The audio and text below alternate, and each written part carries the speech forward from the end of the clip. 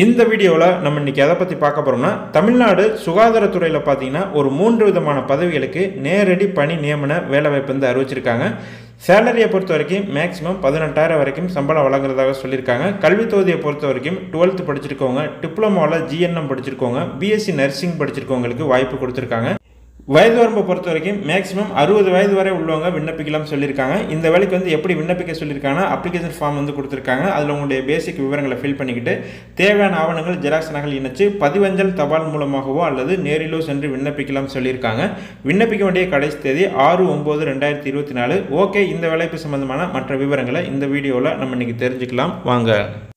என்னென்ன போஸ்டிங் வந்து கொடுத்துருக்காங்கன்னா, இதில் ஒரு போஸ்டிங் நேம் பார்த்தீங்கன்னா இடைநிலை சுகாதார பணியாளர் 9 வேகன்சி வந்து கொடுத்துருக்காங்க. அடுத்த போஸ்டிங் பார்த்தீங்கன்னா சுகாதார ஆய்வாளர் 4 வேகன்சி வந்து கொடுத்துருக்காங்க.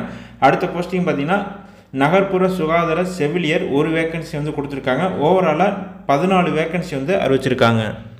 சேலரியை பொறுத்த வரைக்கும் இடைநிலை சுகாதார பணியாளருக்கு மாதம் 18,000 வரைக்கும் சம்பளம் வழங்குறதாக சொல்லியிருக்காங்க. சுகாதார ஆய்வாளர் போஸ்ட்டுக்கு மாதம் 14,000 சம்பளம் வழங்குறதாக சொல்லியிருக்காங்க. அதே மாதிரி நகர்ப்புற சுகாதார செவிலியர் போஸ்ட்டுக்கு மாதம் 14,000 சம்பளம் வழங்குறதாக சொல்லியிருக்காங்க. ஏஜ் லிமிட்டை பொறுத்த வரைக்கும் ஓசி பிரிவினருக்கு மட்டும் மேக்ஸிமம் 30 வயது வரை உள்ளவங்க விண்ணப்பிக்கலாம்னு சொல்லியிருக்காங்க. ஓசி பிரிவினர் தவிர்த்து மற்ற அனைத்து பிரிவினருமே பார்த்தீங்கன்னா மேக்ஸிமம் 60 வயது வரை உள்ளவங்க விண்ணப்பிக்கலாம் சொல்லியிருக்காங்க. கல்வி தகுதியை பொறுத்த வரைக்கும் இடைநிலை சுகாதார பணியாளர் போஸ்ட்டுக்கு பார்த்தீங்கன்னா டிப்ளமோவில் ஜிஎன்எம் படிச்சிருக்கவங்க அல்லது பிஎஸ்சி நர்சிங் படிச்சிருக்கவங்க விண்ணப்பிக்கலாம் சொல்லியிருக்காங்க.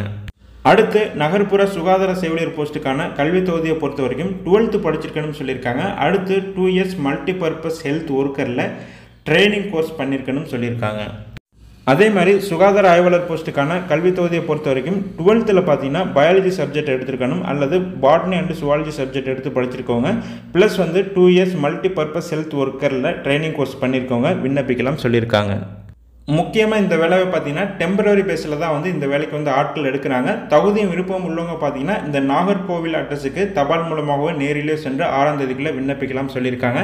இந்த வேலைக்கான notification link, application form link பார்த்தீங்கன்னா இந்த வீடியோ டிஸ்கிரிப்ஷனில் லிங்க் கொடுத்துருக்கேன், செக் பண்ணிக்கோங்க.